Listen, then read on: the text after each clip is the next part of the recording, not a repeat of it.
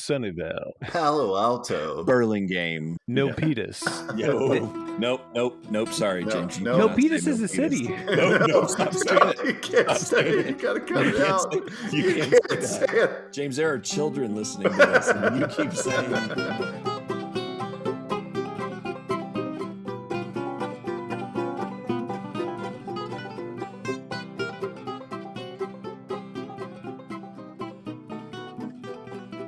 So, Jason, you mentioned we were talking through our mic stuff from our last record session, and so you've got a condenser mic, but it's round. Yes, I forget. No one can see me nod.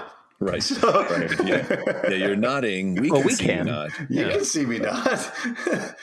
Well, I was thinking that if you didn't have a stand for the mic, or you said you can't find the stand, I was wondering if you were going to put it in some like golden chalice, or the Ark of the Covenant, some kind of. Effectively, I'm talking about a pimp cup. That's right. A Lil Jon, a bedazzled pimp cup. That's how you can carry your round condenser mic around. I can tell you with certainty. I tried to do a promo for that because one of the regions of the country I cover is a place that is synonymous with what I would call chalice culture.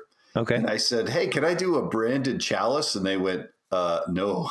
And I went, that's fine. We'll do a chalice. And then we'll do, a crown. We'll maybe do a staff. And they went, what are you trying to do here? And I go, well, the city itself.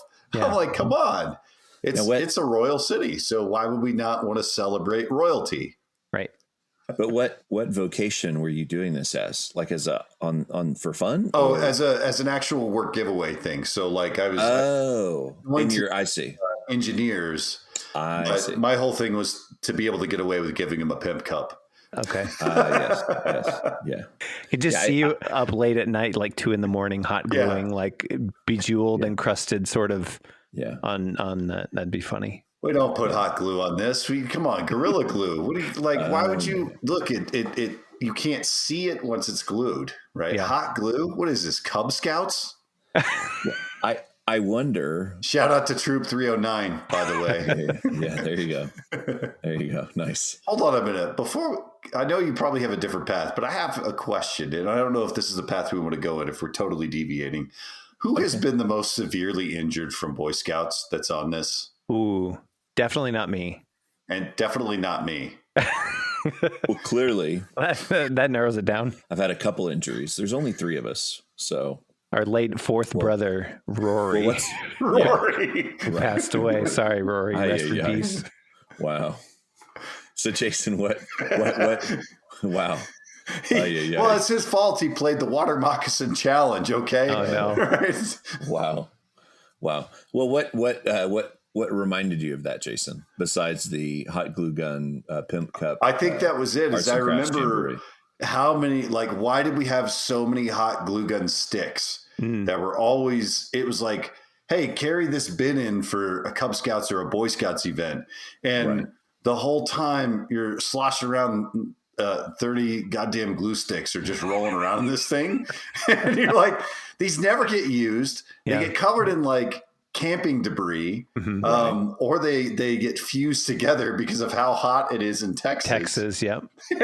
And we have to sit here and look at these off yellow colored glue sticks. Yep. Maybe a different question that comes to my mind is, do you think we got more exposure to dangerous things being in Scouts than we did had we not just lived were we exposed to certainly knives much earlier as a part of Scouts, right? Like pocket knives? Well, pocket knives or hatchets? Pocket knives, certainly. Hatchets for sure later. Maybe not as little Cub Scouts, but as older Cub Scouts and then Boy Scouts, we absolutely had access to hatchets and machetes. I mean, there were a lot of weapons around that I don't know that the average kid, unless, archery. Yeah, that's right. Archery. Right. I mean, there were a lot of dangerous things that we were exposed to as Scouts, or we had access to as Scouts. The 3 of us all had above board experiences with Scouts when it came to camping and community.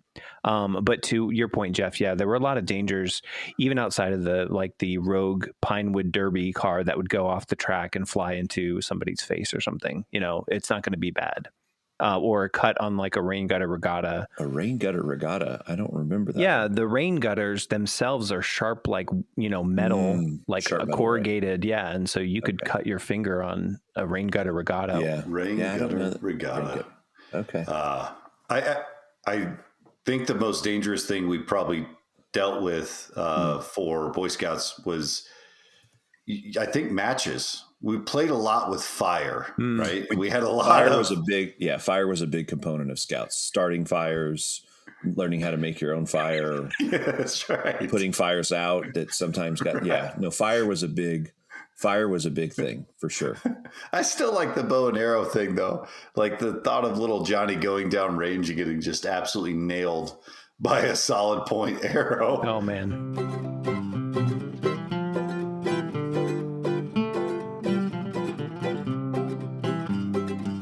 So besides my own injuries, which happened, and to be fair, one was caused by Dad. Yep. So, I shouldn't leave that hanging. So, Jeff, tell the truth. Yeah. No, that's a horrible penalty box. Get out of here. For sure. What's wrong with you? Sure. So one of and it actually wasn't even like a sanction. When I say it wasn't a sanctioned Scout activity, it wasn't like for a project or for a merit badge. We just happened to be playing football outside of the Scout house after not practice. What was it called?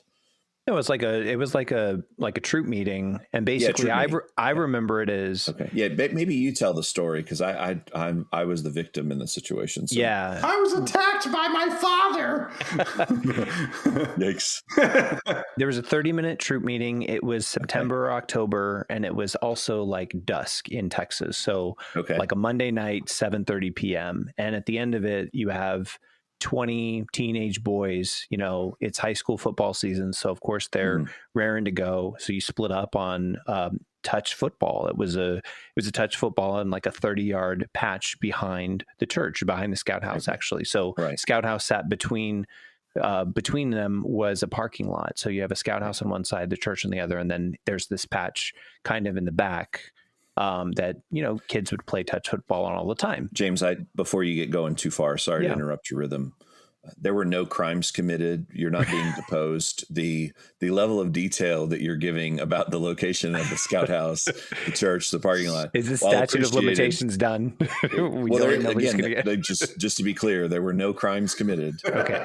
But the level of detail that you are providing, we may lose some people. And for me, who is clearly comfortable giving too many details, you're giving a lot of detail. Okay, yeah. So I had a cream soda and I was watching on the sidelines. No. Right. So post-troop meeting, we are playing football. Yep. And then what? And then I remember you going out deep for a pass or catching the ball and running to what was the end zone, which would have been the sidewalk before the street. And I can't recall if you and Dad were on the same team, or maybe Dad was reaching or trying to tag you. Maybe this is where you can take over, because I only recall the aftermath. I just remember like going up for the pass and either I tripped over his foot or maybe he tripped me. I don't think our dad didn't trip me. I tripped over something, and it may not even have been him. It may have been like a root in the ground or something. I do remember a sidewalk being nearby, which played a nearby where, like, right on the border there, right on the I guess that was the sideline. I don't remember how many meters it was, James, but I'm sure you could pull that from memory. But, I can convert, but I don't know the exact length. I can go meters to feet, but I don't know meters. Perfect. Perfect. Yeah. We'll do the Google Street View and figure out. I got an iPad. I could do the measure thing there. No. I don't think the sidewalk has changed. So at some point I fall near the sidewalk. And at that point, Dad also fell, and I fell, unfortunately, face first, really tooth first onto the sidewalk, at which point Dad fell as well. And so the combined mass of our two objects was quite not so good. So, and then giving me a willies a little bit, actually. Yeah. So then what? So my tooth got knocked out, broken, something, right? I mean, I didn't lose consciousness. It hurt like hell. Yeah. But then take us from there. Do you remember the rest? I actually don't. I don't think we went home. I do think we went directly to the hospital, the town hospital up the street. But I also don't think it was a situation where put it in milk or anything like that, or whatever they say you're supposed to do with teeth. I think we did that. But did we go to hospital or the dentist? No, I think we went home. I think because the dentist wasn't. Well, no, we didn't go to get milk. There was milk at home. I think we stop by the grocery store. Yeah, let's stop at Safeway or Kroger and get some. No, we didn't. We just went home because I wasn't like the bleeding had stopped at that point. It wasn't like I, and I didn't have a concussion or anything like that. I mean, one other plug for scouting is if you are in a situation where you get injured, it's good actually to have a few people around who know first aid and stuff like that, right? Right. Or to talk you into, you're fine. Half your tooth is missing. You're fine. Yeah, that's Suck true. it up. Go that's ahead. True. Well, so yeah, and whistling was challenging after that. So I do remember getting the fragment of the tooth possibly and putting it, like wrapping it in a Kleenex or something, going home, putting it in milk. Reverse tooth fairy. Yeah. Here, you can have it back.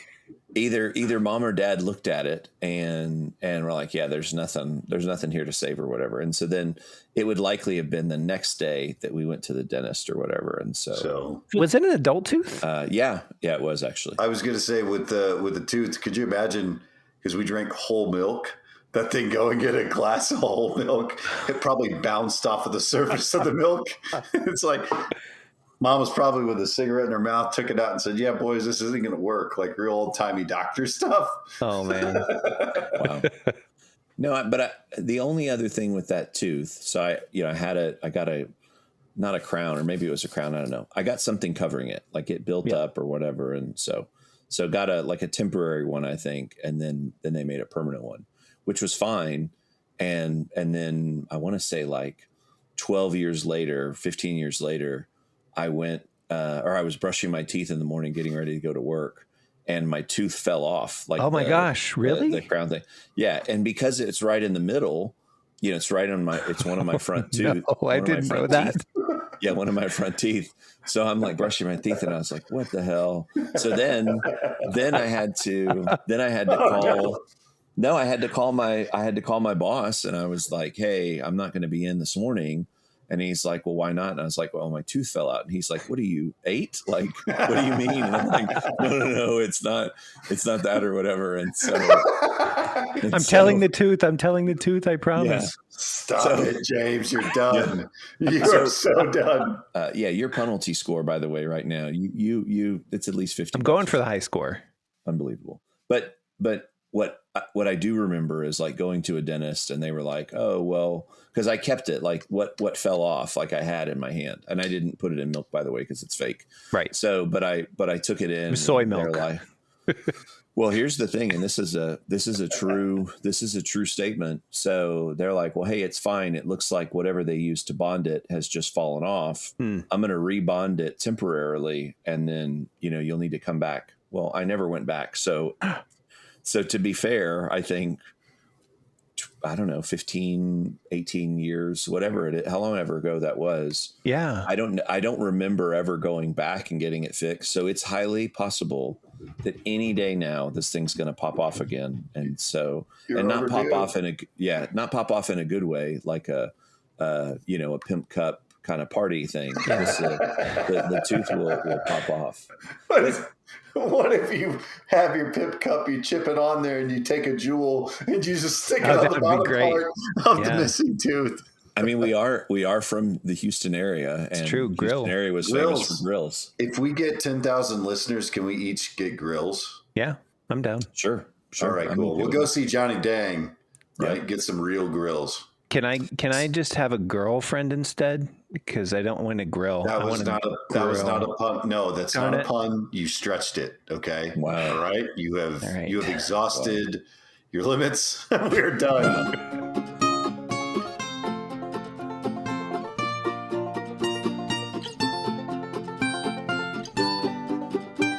The other thing that telling you guys that story reminded me of, is thinking about work, because we're all professionals.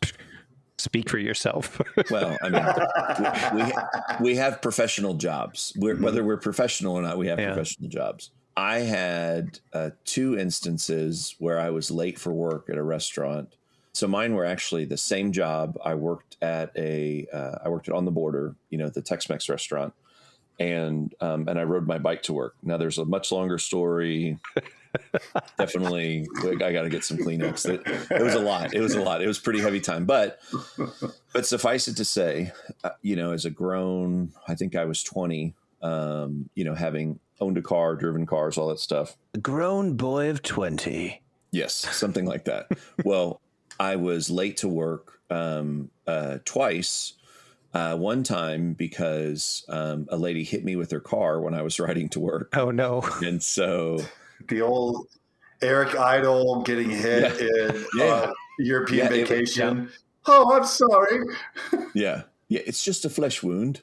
No, it was the first. So this time where I got hit by the car, I'm riding to work, and this lady pulls out of a parking lot, doesn't see me, and hits me as, she's pulling out of the parking lot. And this is like, 3 p.m. or something. This wasn't like at night or anything. So she hits me with her car, knocks me off of the bike, and unfortunately knocked the chain off of the sprocket too. And so I was fine. I mean, I didn't like go up on her hood or smash her windshield or anything, but I got, so she hits me, and then so I'm getting up, and she gets out of her car, and she's like, oh my God. And I was like, you hit me with your car. And she's like, oh my God. And I'm like, I'm fine. And she's like, do you need anything? And I was like, well, now I got to fix my bike because my chain was off the sprocket. So that was frustrating. So I, figured out, I mean, it didn't break the chain. It just knocked it off. Yeah. Cause you can never break the chain. Oh yeah. That's a good one, Jason. Wow. That is, hey, listen, if we're going to make Fleetwood Mac references on this thing, the chain is a great one. So I dust myself off. She's like, can I do anything? I was like, nope, I just need to get to work. I'm fine. And popped the chain back on the sprocket, and then finished my ride to work. Well, it wasn't hours, but that interaction probably took, I don't know, 5 minutes or so, 5 to 8 minutes between her hitting me with the car, her going, oh my God, and then me popping the chain back on. And I suspect I probably didn't ride as fast as I had been the rest of the time. So when I got to work, I was a few minutes late, and I remember the manager was like, hey man, you're late. And I was like, oh my God, I got hit by a car. No, I should have though. And so he's like, hey, why weren't you here? Or whatever, because even in a restaurant, you're supposed to be there a little bit earlier on time, just so you can do side work, pre-work, whatever. Right. And so I remember I was like, he's like, why were you late or whatever? You need to be here on time. And I was like, I got hit by a car. And so he was like, oh, okay. Okay. All right. You're excused. So you just pull that tooth out. You're like, I also got, see, no, look, man, we really needed you to refill the tortilla chips. Okay. Yes. All right. Yes. I got a 12 top over there. And Sally with the busted leg, she can't carry 3 plates of enchiladas by herself. Okay, Jeff, we really needed you at the On the Border. Yes. You literally lived tchotchkes from Office Space. That was I did. That was you. I didn't have any flair, but I did. But the other time at On the Border actually that I was late was also bicycle related. What? So yeah. You had 2 bicycle incidents? I had 2 bicycle incidents. So I had a situation where what I would do, the long and short of it is I would ride city streets to work, except there's a fairly busy intersection where I would have to wait for all the traffic. Well, there's actually a bike trail that ran close to where the restaurant was. And so I could save, call it 5 minutes by taking the bike trail. Well, that lady decided to go for seconds. Right? Yeah. She wanted to save 5 minutes too. No, I got to finish the job. No, even better than that lady assaulting me again with her vehicle. No, even better than that. So I'm riding, and look, I probably was just not doing a good job leaving on time / being there, on time or early. So I was no doubt pushing the envelope. Well, as I'm riding to work, I get to the bike trail and I'm riding the bike trail. Well, there was construction on the bike trail, and construction to the point where they had it all ripped up. It was like a big gully. So I couldn't ride through it. So I had to turn around, double back, and then go around. And so same thing, not the same day or the same week, maybe not even the same month. But here I'm a few minutes late, and a different manager, I hope, or if it was the same manager, they must think that this guy is whacked out of his mind. But they're like, hey, you're late. And I'm sorry. I'm like, well, sorry. There was construction on the bike trail. And they're like, construction on the bike trail? Come on, dude. Like you need to come up with something better. So now you could actually whip out a phone and take a picture and say, look, I have photo proof of me not being able to traverse the bike trail because there's now, if you started doing a TikTok and posting to all social medias of I'm late because of the bike trail, you do your poses and stuff, then it'd be a problem. You could have done it back then. The problem is that you're waiting for the processing time of the That's film true. after you take the picture. So you're late. Why? You're 4 days late, Jason. It's a 1 hour photo. Okay. But I didn't realize they had a 2-day backlog. Okay. I had to tell you. Look, I think I had a Nokia, a camera phone? Probably. I don't remember. I mean, your T9 texting. Yeah. I am late. You're trying to punch in the numbers. James, is that? Are you still using a Nokia, James, no. or are you okay? You still have a Sony Ericsson, or what? Do you have a Nextel?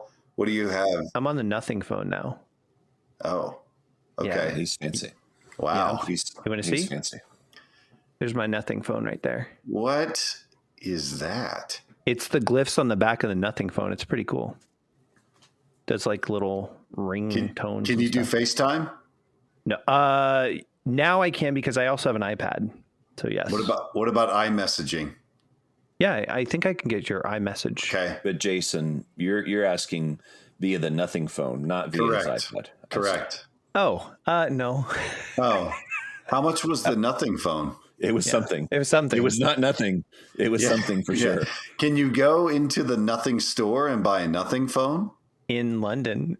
Oh, so you got to go all the way to England to get your phone looked at and serviced? I bought it. Yeah, I bought it. I didn't buy it in London, but yeah. Do you hate yourself? No, because I'm an adopter of both Android and Apple, so I like both because now James. Yeah. I thought it was an audio break. I thought you said I'm adopted. I was like, wow, we learned something new mid-podcast. We need to get a substitute sibling in here quick because I don't belong here. Hashtag bring Rory back. Yeah. That's what we need to do. Okay. So you're an early adopter, I think is what you're saying, right? Okay. Except this iPad's 4 years old, so it's fine. I got it used. I'm also cheap, so that should surprise nobody. Not cheap. You are fiscally conservative. You're frugal. You're very frugal. It's a great compliment to you. Yeah.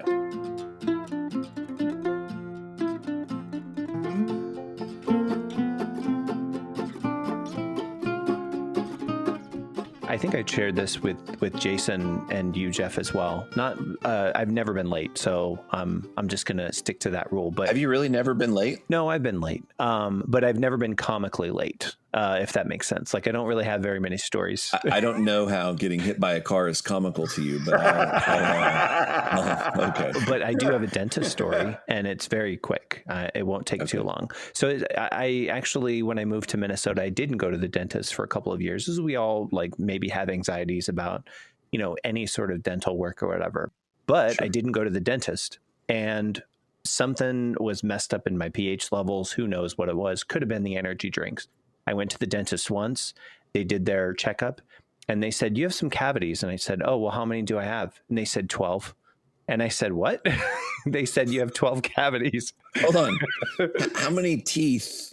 Adult, like 32. So a third of your teeth had cavities? Yep. After not going to the dentist for 3 years, to the point that they said we have to fill them because we don't want them to get worse. But we can't do it all in one sitting. We're going to split your mouth up into two sides.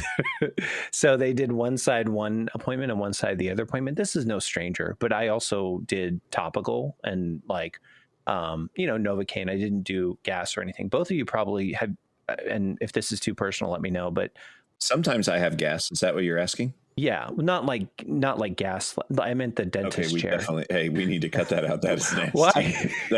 That's super nasty. No, we cannot talk about flatulence.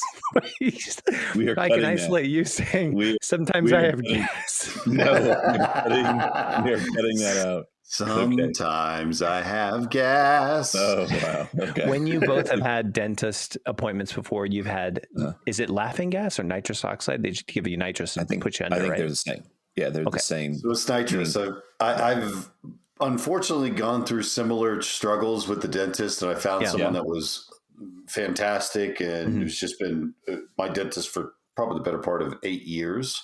Oh, great. And a lot of what he has done that has kind of set it apart was get me comfortable with the relaxation, right? The sort of bring me back. And I don't know, I've really liked, kind of what his thought was for me, which is, hey, let's just make it super comfortable, right? Okay. It's going to be uncomfortable every time that you come in here. Right. So it's like, if you can kind of cut the edge out, act like you've had a glass of wine, we could do our thing. Yep. But they're phenomenal. That was a huge difference. The only problem with it is they almost do too much. So it's like you leave and you're just kind of, in a little bit of a difference of state of mind. And are they playing music? Is it like soft lighting? Like what is there anything environmental? They usually have screens now, right, where you could play like Netflix or Prime. But for me, I'm usually listening to podcasts such as, Three Ring Circus Maximus, available on Spotify, Apple, and what's the other one that we're on? Amazon, YouTube, Audible. And, wherever you fill your podcast bucket. Yeah, wherever you fill your podcast bucket. So usually a podcast or I'm listening to some album to just kind of get into it. Yep. The best thing to listen to when you're on nitrous oxide, funny enough, it's like 2 albums you can listen to. Sirius by Alan Parsons Project. Oh, wow. Okay. That's a very good one. And then Tame Impala. Anyone, because when you're kind of in that like weird zone, you just kind of, you're focused more on the music than anything else that's happening. And so it kind of brings you into a different state of mind, which is nice. Okay. And then they're done. Yeah. So James, you mentioned 2 teams were working simultaneously in your mouth, one on each side, or it was 2 visits? 2 visits, but it was walking distance from where I lived before, except it was like late fall. And I decided to take the shortcut to get to the session early, basically the first session. Was there construction on the shortcut by chance? No, there wasn't. But I took the back way, and it was like a berm, basically like a 15-foot like hill that I would walk up. And I slipped in the hill coming back up, but I was also like sore because they did the 6 fillings or whatever. So I came into my girlfriend at the time. Like all she saw was just me teary-eyed, and like it had rained. So I was like all just like muddied up and like soaking wet. You're muddy, disoriented, swollen. And she's like, oh my God, oh my God, oh my God. All I said was, I fell into mud. I was so dejected of just like, oh man. But yeah, that was what it sounded like, because my mouth was still like coming down from the numbness. I was like, I fell in the mud. Other than that, I didn't have any other interesting like later dental stories. Okay. What about you, Jason? Yeah. So you want to talk about dental or being late? Let's we're open to both. If you want to keep the dental train going, go for it. So the dental thing, it's great. So you're pro dental health. Absolutely. Haven't really had any bad dental experiences, it sounds like. I did. But you got the right dentist now. Yep. Okay. Incredible human being. One of my favoriteest people on the planet overall, because every doctor should kind of mimic what he does overall, which is just have good manner around your clients, set a plan and stick to it and make them confident in your direction as a dental professional or as a medical professional. So Jason, I didn't know that you had I actually wasn't even familiar that, we haven't really talked about dentists. Like, that's one of the things we don't talk about is like doctor as brothers. Like, we just don't like, hey, how was your doctor appointment or whatever? But hey, brothers, how's your poop then? I don't really want to talk about it. Why is it always poop with you, Jason? Why do you always go to feces every time? When I talk to you guys, I just think shitty thoughts. There you go. There's a pun. Yeah. Hey. Wow, that is cool. But I didn't know about the dentist stuff, so I appreciate you filling us in on that. So yeah. All right. So we're clear dentally. It sounds like filling. Unbelievable.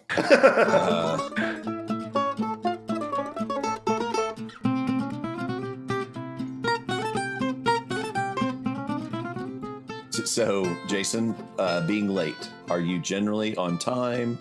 Are you sometimes late? Have you ever been comically late, as James described my not humorous in the moment getting hit by a car, and less humorous moment, less humorous in the moment having construction on the bike trail? What's your sitch with being late, Jason? I think I've been pretty fortunate so far. Usually what has made me late, it's all about communication.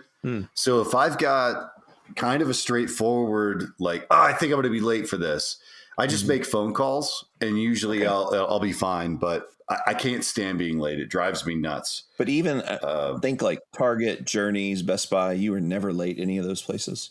Rarely. Okay. Wow. Rarely. Okay. Best Buy, I cared so much about working in a place like that, which is silly.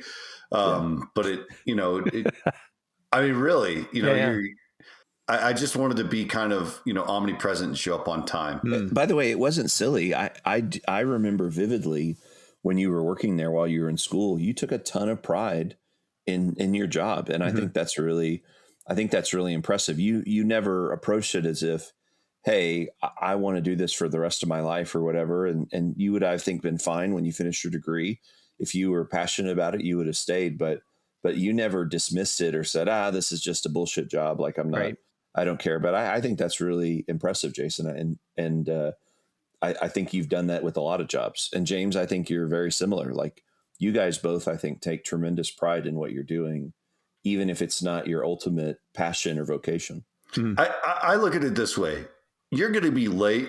So as long as you communicate to the impactful people that understand you're going to be late, a lot of times it's like you'll get through it. And the other thing too is just if you're honest, you're fine. If you're dishonest, guess what? You're going to be late a lot more than that one time. And so that was, when I had a couple of people that worked for me, I would just tell them that, hey, this is all you got to do is just tell me, right? And I'm not going to beat you over the head on this, but if you make it a habit, what you don't want is an occurrence to turn into a common occurrence to turn into a habit. Right. Because when it becomes a habit, you're done. I think one I was probably more apt to be on time for than any other place was at the motorcycle dealership. Yep. I had no excuse to be late because I had a vehicle that could get me there at over 100 miles an hour in the summertime. Okay. So it's just again, give yourself more than enough time to get to places that you need to be. I think that's fair. And I do appreciate just be honest. One of the places I worked, the phrase that we all used was liars get fired. And so it's like, hey, if something goes sideways or you make a mistake or whatever the situation is, it's always better to be truthful and honest and acknowledge, take responsibility for what you've done or what happened. But being untruthful about it, lying about it is not cool. The more you know. Yeah.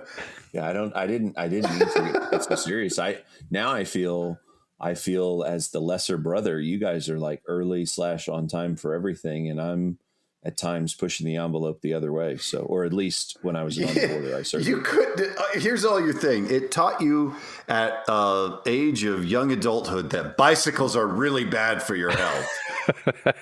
They're the worst. Yeah. Well, they were certainly dangerous. Yeah, you got hit by a car. I got hit by a car twice on a bike too in my early 20s, but oh my goodness. Motorcyclist here for 12 years. It's true. Yeah. Knock on wood. Never got hit by a car. True. It's true. And never put the bike down, right? Off-road, but is off-road. Not on the street. No. Knock on wood. Knock on wood. Yep. You also survived a fire on a motorcycle as well, which we spoke about recently. Yes. Yeah. We did. I haven't had to jump or anything like that, but I was thinking about Jeff's bicycle story about could he have channeled his inner Rad, right, and done like a sweet, BMX style on a Walmart Huffy, just to watch the whole front tube disintegrate for pedaling, this 135 to 150 pound man through the sky. Yeah. Well, and also. There's a commitment you're making when you're riding that bike that's been assembled at your average big box retailer or sporting goods place. You have to hope that JoJo, the bike tech who comes in every other Tuesday, is of sound mind and body when he or she is putting together those bikes, because I suspect that there are bikes that are assembled and then afterwards, hey, what are these extra parts? We didn't need them. The bike is fine. So Jason, there's always that risk that the bike that you're riding on may not be assembled to the highest quality standards.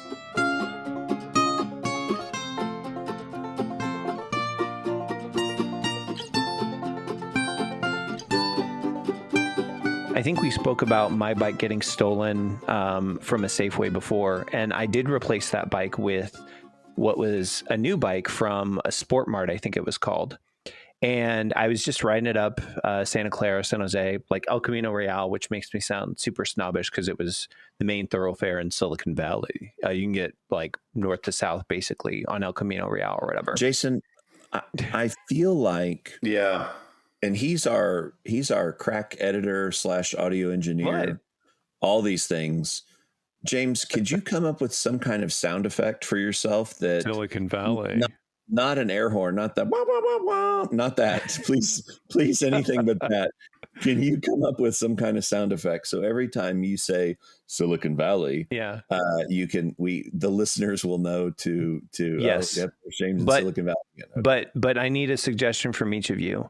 Of something like, what is the most symbolic thing from Silicon Valley? One each. Jeff, you first. I would do like computer. Some kind of computer, like war games. Like, would you like to play a game or something? Like that's that to me. Is that your Whopper? That's my. Is it Whopper? Is the thing? That's the computer. Would you like? Okay. Hello, Professor Falcon. Yes. What about you, Jason? I don't know where to start because you either have to do a soundbite of Steve Jobs yelling, like, like something like that, or it's just like he did it again. All right. I'll come up with that. I'll use Steve Jobs yelling microchip computer sound effect. I'll look for it. Professor Falcon, maybe. I think you just need a guy saying, no. This is someone's like, what does Silicon Valley sound like? And I go, literature. You just say the word, like say a fancy word. Right. Literature. I studied in anthropology. No, I'm kidding. I don't want to say anthropology. But Jason, anthropologists will come after me and I'll be in a lot of trouble. Jason, the American Anthropological, which I can't. What was that? What was that? Sorry, you should have lived in Silicon Valley, Jeff. That would have been great. But Jason, what you described is the auditory version of like the the GIF where the guy throws the glitter in the face or whatever. Yes. Like that. That's what you need, James, is the audible version of someone throwing glitter in the face. Okay. I can do that. Okay. So I'm on my bike in Silicon Valley, brand new bike, and this. Sorry, that was the sound effect. Thing. Yeah, oh, I could do that. I'll make something with that. I got that. I think you need to say a city. Yeah. San Ramon.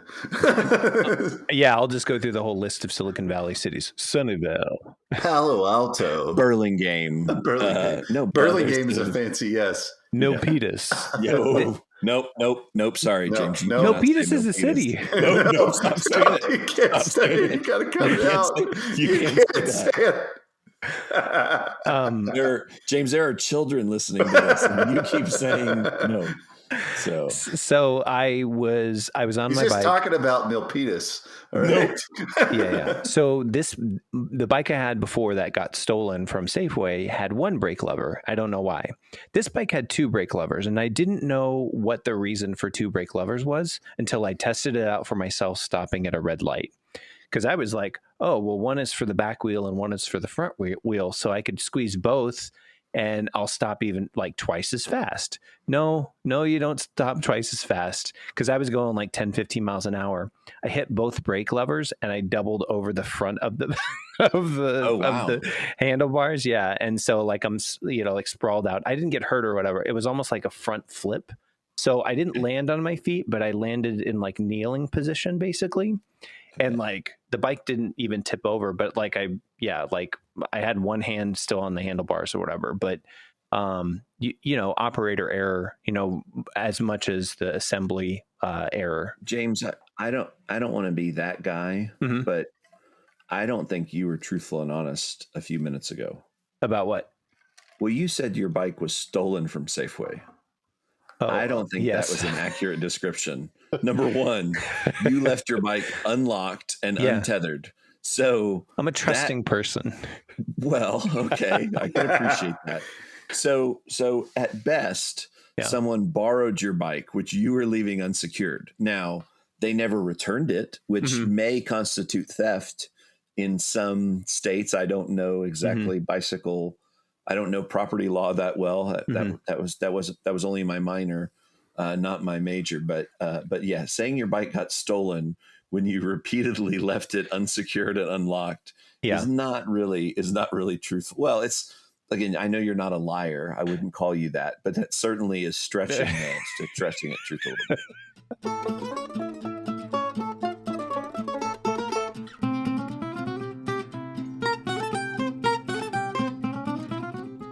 One more thing. Yeah. We need to kind of think about. You've also had how many cars stolen? Stolen? Yes. Well, one, right? Yeah, the one. But hold on. Yeah. Was it really stolen, or did you also potentially not secure the keys or are you not sure? There were two sets of keys. What I can't remember is if I used the second set to warm up the car in the wintertime and forgot to remove them, but also forgot to lock the vehicle with the second set of keys inside. And not just a key fob where you can, secure the car, but like a literal key inside. But how you don't want to find out is when you are reliant on that vehicle to get McDonald's for breakfast.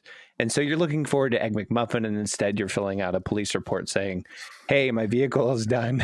Like, where is it? But what's funny, I don't know, Jason, you know this. Maybe Jeff, you don't know this, but okay. For a few years after, May was when it got stolen, like late May or whatever. But I would get a letter in the mail from the local police department in late May. And the letter would basically say, hey, like, you filed a police report about your vehicle being stolen. And it was like a sheet of paper or 2 sheets of paper in the mail. Okay. And it was like a questionnaire. There were like 5 questions. The first one was, have you gotten any clues about what happened to your car? And I was like, what? It was like, do you have any sorts of updates to share with the police officers about like what might have happened? So like they were asking me my own updates for like an open police report of But it was on the anniversary of the theft of your car? Yeah, we noticed it's been 3 years since you opened this police report. And we're just curious, like, have you heard anything about this vehicle, or do you know what's going on with it? I'm like, No, I didn't respond or whatever, but it was almost like hey, isn't this your job? Aren't you the ones that's supposed to investigate what's going on with my car? Did you find your stolen car yet? What? No. Did you find my stolen car? It would be better if it were an auditory prompt, like press 1 if you found your stolen car. Press 2 if you think you know who stole your car. Press 3 if you don't want us to follow up on who stole your car.